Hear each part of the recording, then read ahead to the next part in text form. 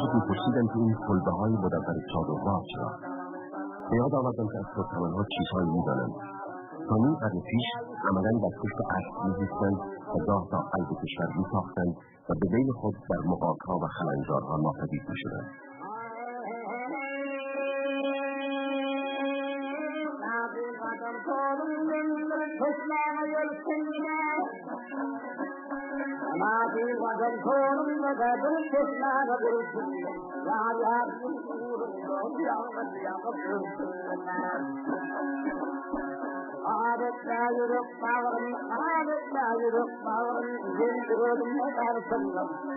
آنقدر چشم‌اندازهای رنگین زیر پایم گذاشته بود که به یاد آوردن جای آنها دیگر میسرم نبود.